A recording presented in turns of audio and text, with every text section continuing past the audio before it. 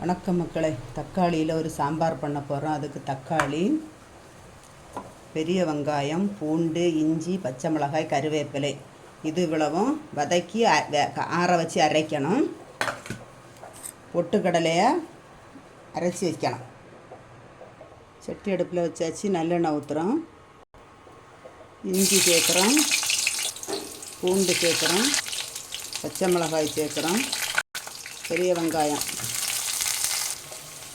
நல்லா கொஞ்சம் கண்ணாடி பதத்துக்கு வேக விடணும். பொட்டுக்கடலை இப்படி நல்ல மாவு போல் அரைச்செடுக்கணும். நல்ல கண்ணாடி பதத்துக்கு வந்தாச்சு. இனி தக்காளி சேர்க்குறோம். தக்காளி சேர்த்து நல்லா வேக விடணும்.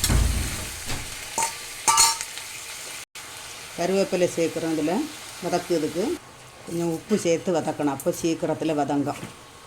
நல்லா வதங்கி வந்தாச்சு. இதை இறக்கி ஆற வச்சு அரைக்கணும்.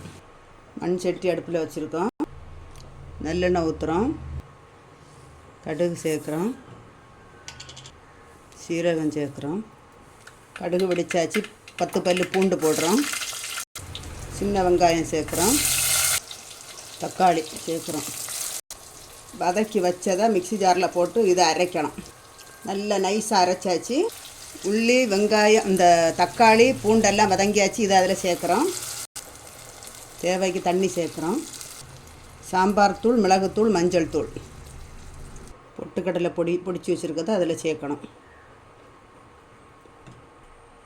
பொட்டுக்கடலை சேர்த்துருக்கனால கொஞ்சம் கூட தண்ணி சேர்த்து நல்லா கலக்கி விடணும். கட்டி பிடிக்காமல் கலக்கி விடணும். தக்காளி, வெங்காயம் வதக்கும்போது சேர்த்துருந்தோம் உப்பு, அதனால் கொஞ்சம் கணக்காக சேர்த்து இதையும் கலக்கி விடணும். அதெல்லாம் இப்படி கட்டி பிடிக்காமல் இப்படி கலக்கி விட்டு தக்காளியில் சாம்பார் பண்ணியாச்சு. கொஞ்சோண்டு காயப்பொடி சேர்க்குறோம். கொஞ்சோண்டு வெந்தயப்பொடி சேர்க்குறோம். சுற்றி கொதிச்சாச்சு. கருவேப்பிலை சேர்க்குறோம். சுற்றி கொதிச்சாச்சு. அருமையான தக்காளி பொட்டுக்கடலை சாம்பார் ரெடி ஆகியாச்சு. இதுபோல் நீங்களும் செய்து பாருங்கள். இது பிடிச்சிருந்தால் லைக் பண்ணுங்கள், ஷேர் பண்ணுங்கள், சப்ஸ்கிரைப் பண்ணுங்கள். எப்படி இருக்குன்னு கமெண்ட் பாக்ஸில் சொல்லுங்கள். வணக்கம்.